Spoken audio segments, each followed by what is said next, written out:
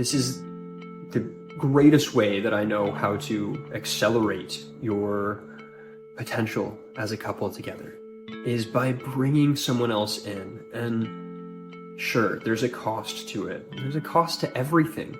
There's a cost to not bringing someone else in and continuing to live this unspicy, unfulfilled relationship for potentially the rest of your life.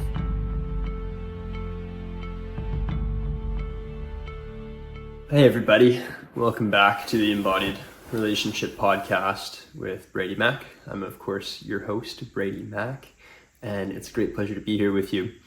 I'm here in my Airbnb right now, and just settling in. I wanted to record this podcast for you because it was really coming through as something that's really important for anyone who's in a long-term relationship or someone who's married. And what can happen over time in marriage or in any long-term relationship is things can get dull. But they don't have to.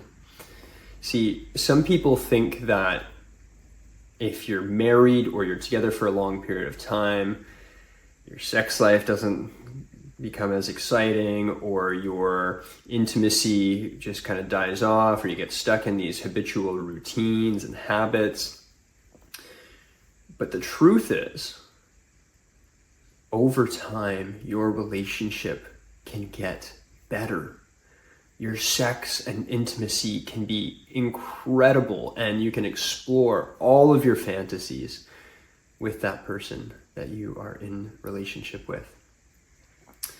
Your communication style, your adventures together, the way that you create family or play sports or board games, or the way that you love to come together at the end of the day. All of this can be improved over time. But the trick is that you gotta move towards that, right? And sometimes we just forget how to actually move towards that. So luckily for you today, I have the 5 most important tips to move your marriage back into that place of excitement.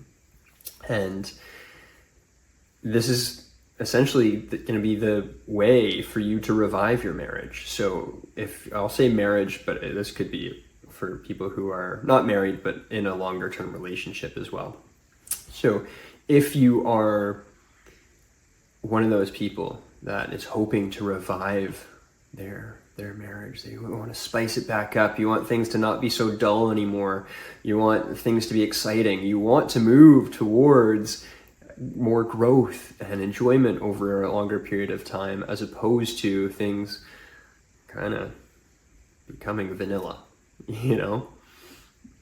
Nothing wrong with vanilla. Vanilla can be very, very sexy, just normal, plain, ordinary. Sometimes those are the most important moments in life. And, when someone passes away, oftentimes those are the moments that we treasure the most. I just wish that person would walk in through the door the way that they always did, or say that silly joke that they always made. And we really miss those vanilla moments sometimes.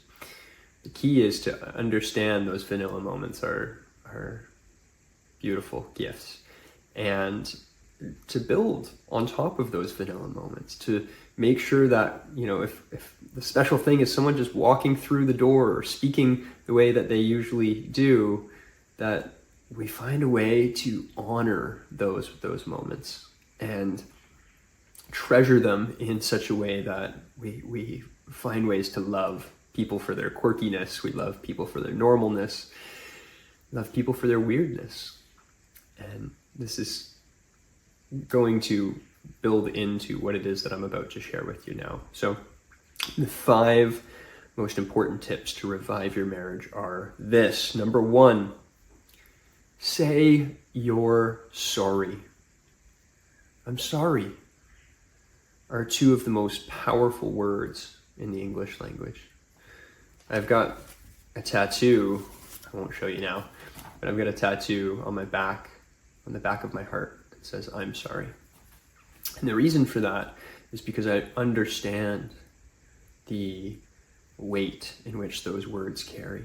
And it's on the back of the heart to represent the receiving of I'm sorry, those two powerful words. Because for all of us, it's hard to say I'm sorry sometimes, because that means we have to admit we were potentially wrong or we had harmed someone in some way.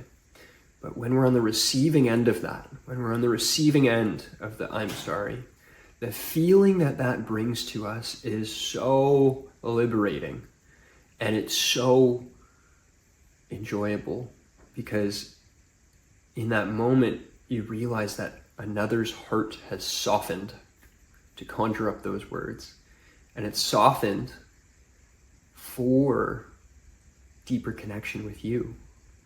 So when we receive the words I'm sorry, it feels so good, and we know this and we love this.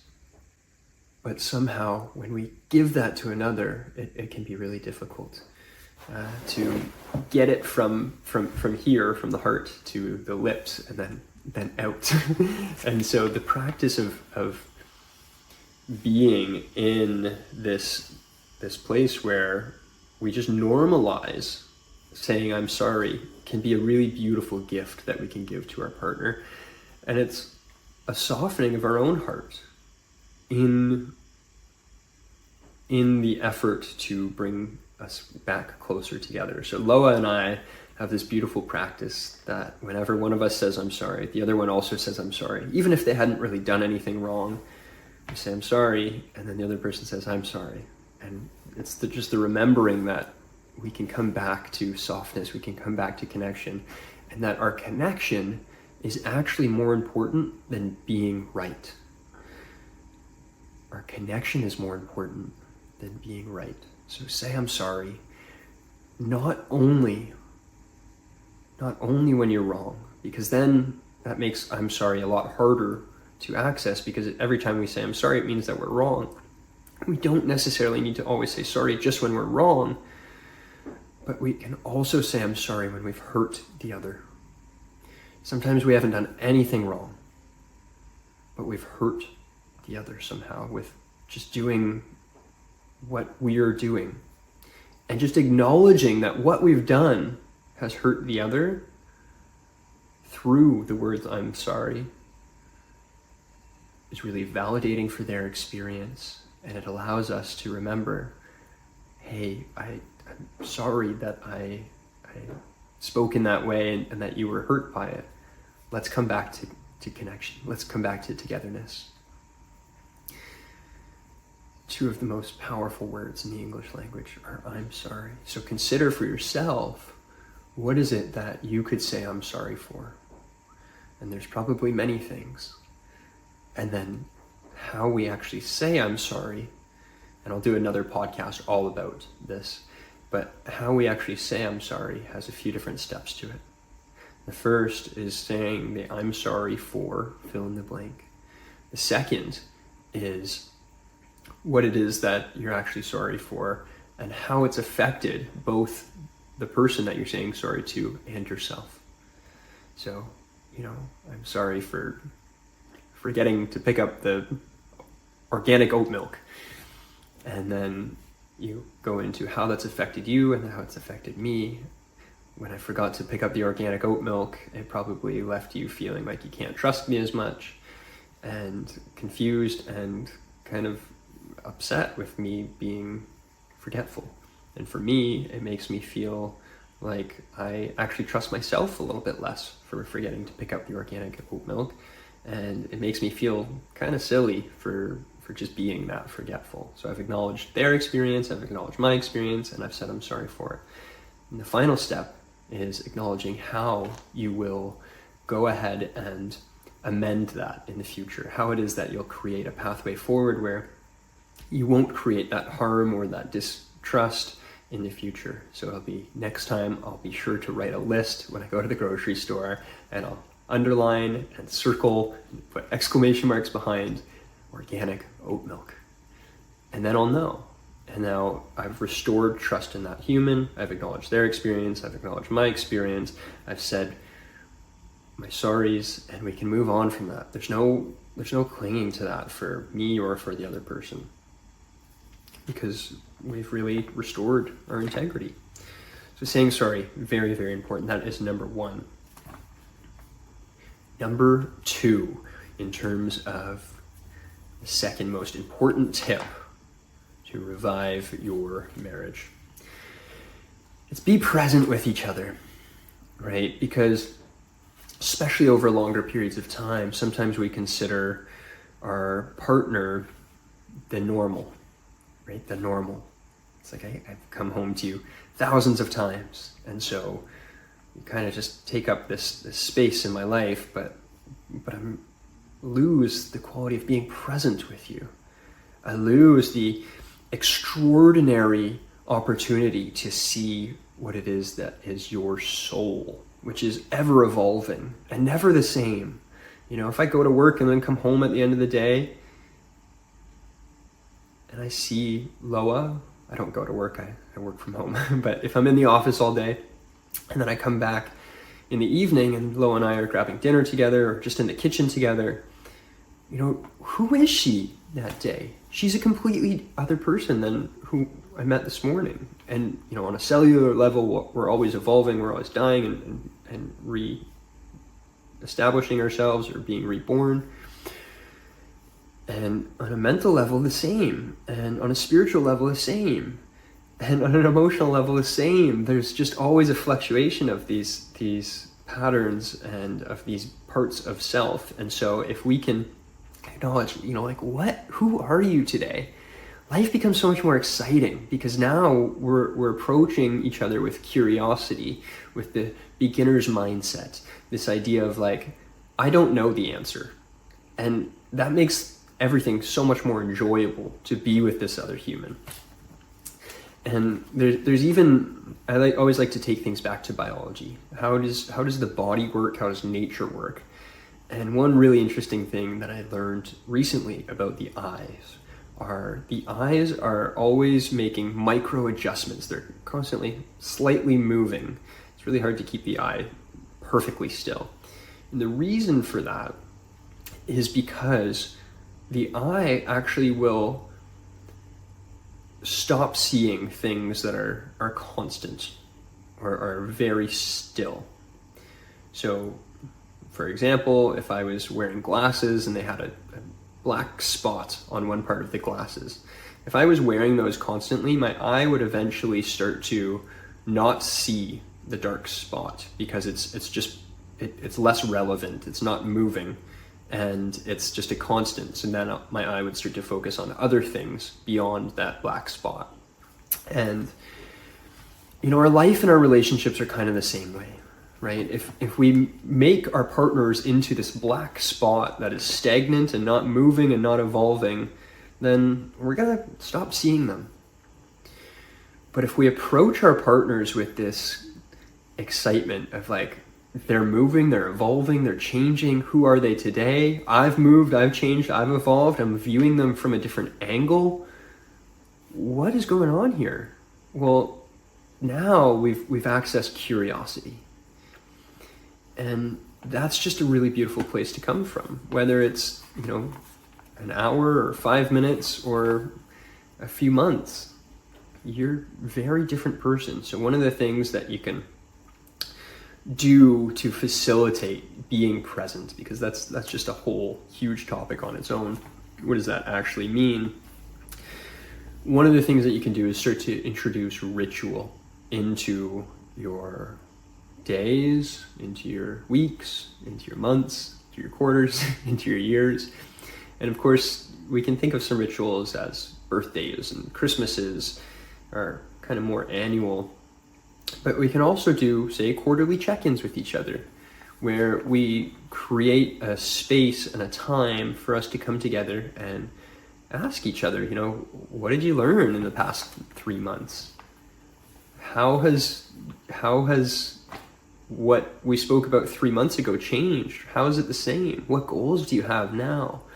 What is it that I can find in my own being that I really appreciate about you over the past few months? And this gives us these reflection points. We become mirrors for each other, and we'll be able to start to ask ourselves the question of, how can I be more present? How can I notice more about this other human instead of less? So that's number 2. Number 3 is a pattern interrupt. Now, a pattern interrupt is something that we talk a lot about in nervous system regulation. I'm, of course, a clinical breath worker, a nervous system specialist, a craniosacral therapy. So I've worked for years with the nervous system on really deep levels. And what we've learned about the nervous system, or otherwise known as the brain, is that it loves patterns. It loves patterns. And similar to the eyes, it's really easy at noticing, okay, what is a pattern? What is the sameness? And, we used that example earlier of the black dot on the glasses. Well, that's a pattern, and it just loves that. It doesn't have to think or work too much about considering what that is. It's not a threat. It's not much of anything. It's just a constant, and I'm not being hurt by it. I'm not, engaging with that for any particular reason. So it can just stay. Now, life is the same way, right?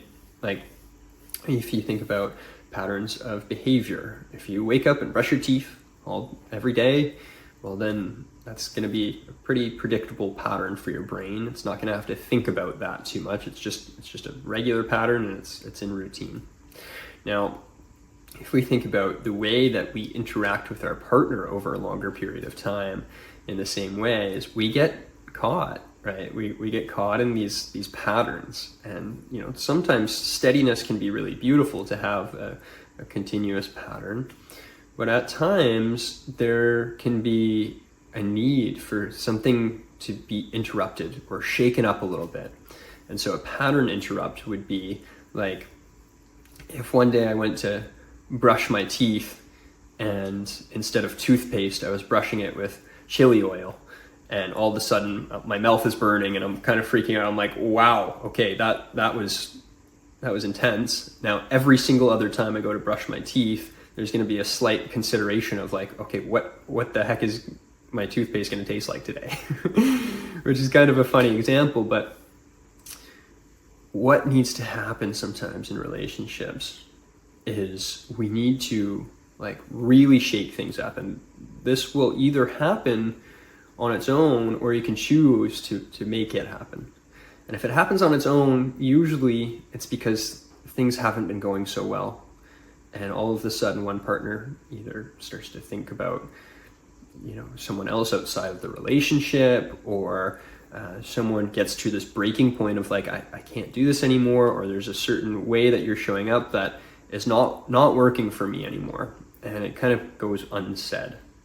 So the key to a healthy pattern interrupt is actually speaking to what it is that you want, what it is that you need, and being spontaneous, right? And sometimes this pattern interrupt could even mean time on your own, right? It might be like, you know what, babe, like I need some time on my own, and I'm gonna go out on a backpacking hiking trip for a week.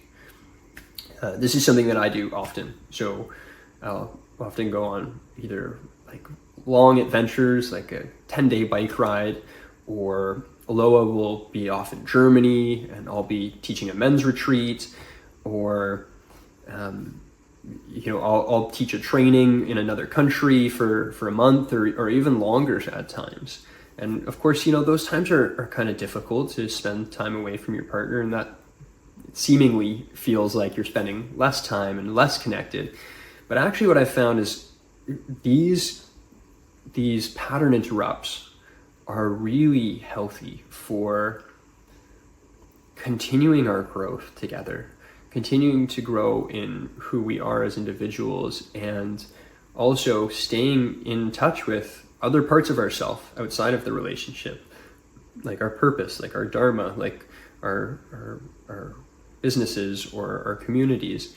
And being able to stay in touch with those things actually allows Loa and I to come back together in family life with so much more fullness. The other pattern interrupts might be something sexual. It might be, we've been making love in the same way for, I don't know, months, weeks, years sometimes at a time.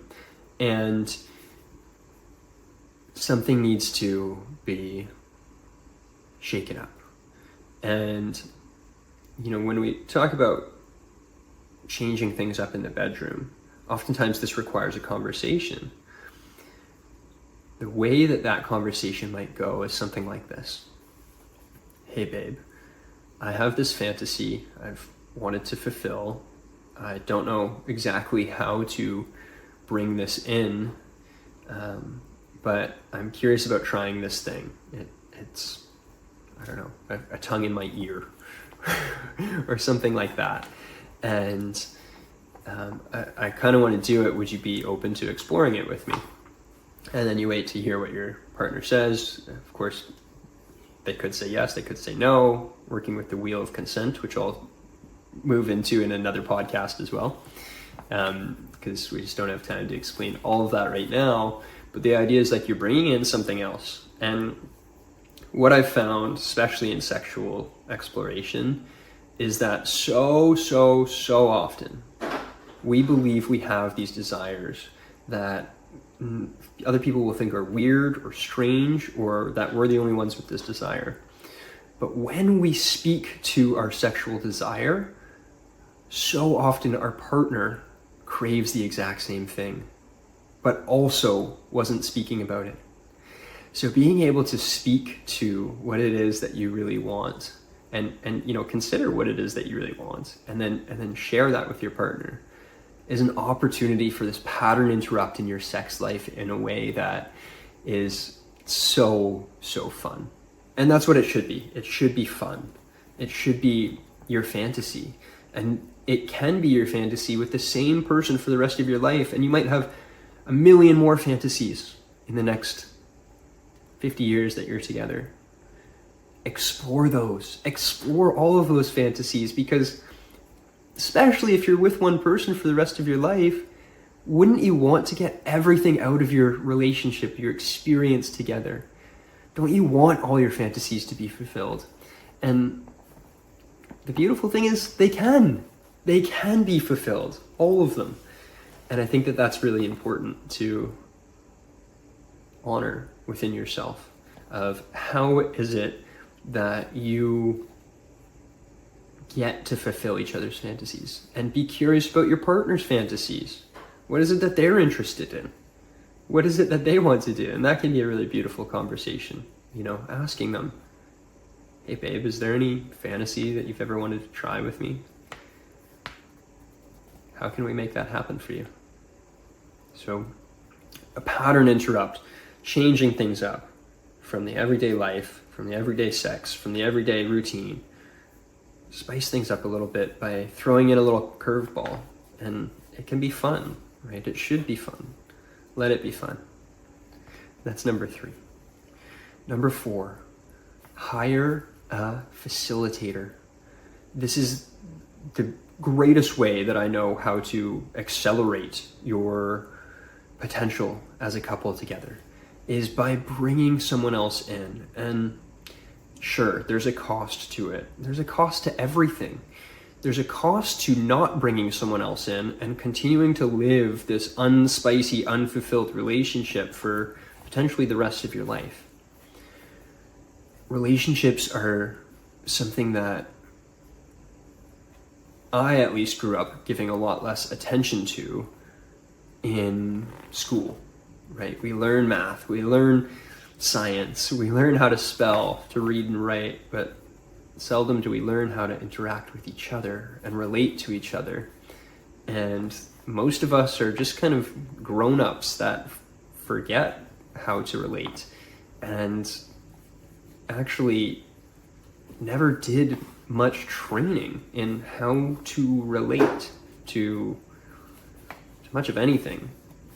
Stimulus out in the world, our job, our career, ourself, our environment, or our intimate partner.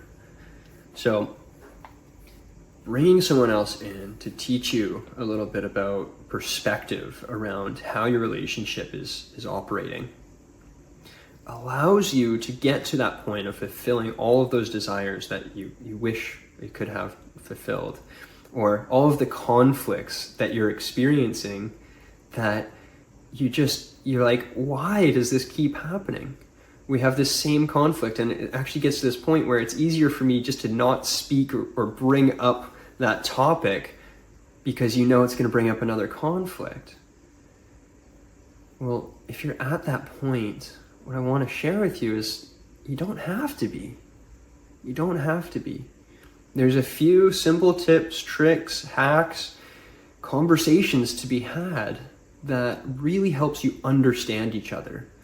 And underneath the conflict, there's understanding. And within that understanding, there's love, there's intimacy, there's fantasy, there's ecstatic exploration, there's integrity, there's trust. And that's true for every human. It's not just you, it's not just you needing to show up in a certain way, or you in this particular relationship, or your partner just having certain patterns of behavior or patterns of relating. It's not just that way. It was formed that way by things that you've learned in your past. And all of that can be rewired. And I know this to be so true because I've worked with the nervous system long enough. Our nervous system controls the way that we think, the way that we feel, and the way that we behave in every single moment. And so the beautiful thing about the nervous system is it can be rewired. Our nervous system can be rewired, meaning the way that we think, the way that we feel, and the way that we behave can be rewired. It just requires a little help. And the best way to do that is to work with a professional who is in the process, or takes you through the process rather, of rewiring your nervous system, of rewiring how you relate to each other. And this is so available in things like, and it doesn't have to be me, really, it doesn't have to be me. I have a wonderful 6-week program that I take couples through called Embodied Relationship Counsel. But there's tons of coaches out there. There's tons of programs out there. Find one that works for you and speaks to you. We go through all of this stuff in the program. So consider for yourself if this is something that you really want to do, if you really want to reignite your marriage. Bring in some help. Don't try to do it on your own, because what you've been doing on your own hasn't been working anyway. If it was working on its own, then you wouldn't be curious about reigniting it, right? You would know how. Give yourself a break and bring someone else in to support you. So that's number 4.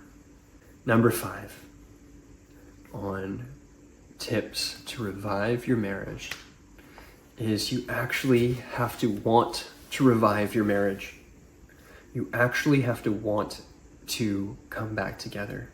Sometimes you get to a place in relationship where you're past the point of no return, right? Or so you think. You think there's no way I could forgive this person. There's no way I want to be with this person. There's no way that I should stay. And yet you do. All of the things that I've talked about today don't matter at all unless you actually want it to work.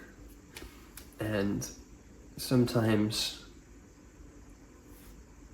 the fire of relationship can start out really hot, and then over a longer period of time dies down, and it's just kind of ashes.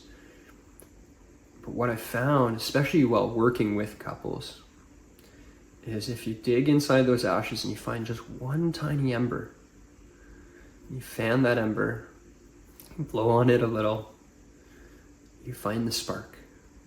And that ember is the want to make things work. The want to have a family in union. And if that spark is there, even just a little tiny ember, we can find a way to fan it and to build up the fire again. But both people have to want that fire to be present. And if you don't want it, that's okay. You know, my role as a facilitator, often I share, is not to keep couples together, but it's to liberate you both. And if that means doing a conscious uncoupling, I've got a really beautiful process for that. But what I find is oftentimes there's just misunderstanding. We assume that the other person doesn't want or doesn't care or doesn't want to put in the effort. But after the first few moments of conversation, I always find the same thing. And it's that underneath all of the misunderstandings, underneath all of the challenge, after all of the conflict is pushed to the side, there's love and there's a want for togetherness. It's just a matter of finding that spark and remembering that it's there. Because sometimes we forget that there's a burning fire of love, that we desire each other, that we desire being in union with each other. But if we can remember, we can really build a hot, spicy fire. So these are my 5 tips. Again, number 1 is say you're sorry. Number 2 is be present with each other. Number 3, introduce a pattern interrupt if needed, whether that's a vacation, a time on your own, a sexy experience in your sex life, bringing in a facilitator, which is number 4, hire a facilitator, someone to walk you and talk you through all of these conversations. And number 5, you actually have to want to revive your marriage. You have to want to stay together. And if you want to stay together, we can make it happen. Thank you so much for joining me here today. I hope you enjoyed this podcast. I hope that you're going to take these tips, implement them. If you do, please let me know how you've implemented them in the comments below. If you are curious, if you have questions from this episode, if you have comments from this episode, again, pop them below. And if you want more information and more time spent with me talking about relationships, marriage, love, union, family, intimacy, embodiment, please share and subscribe to this episode so that you do not miss any other episodes.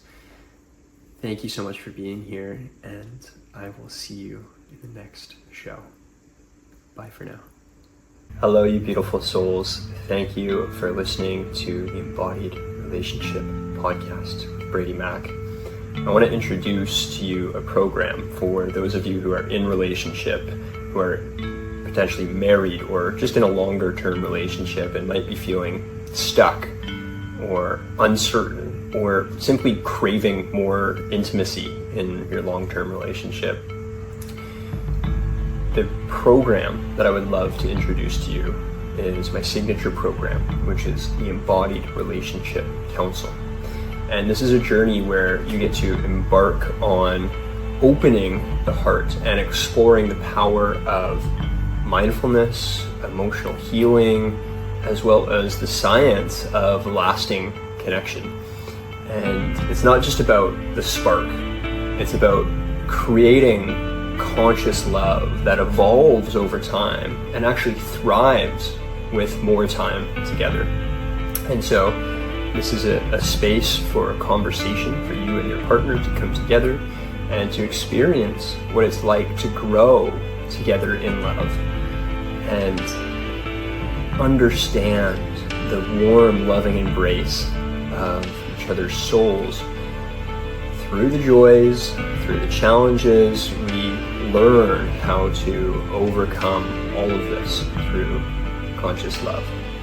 So if you're craving a love that really feels like home, a connection that nourishes your heart, implore you to check out Embodied Relationship Counsel, and let's deep dive into your soul's growth, your soul's liberation, and the magic of conscious love together.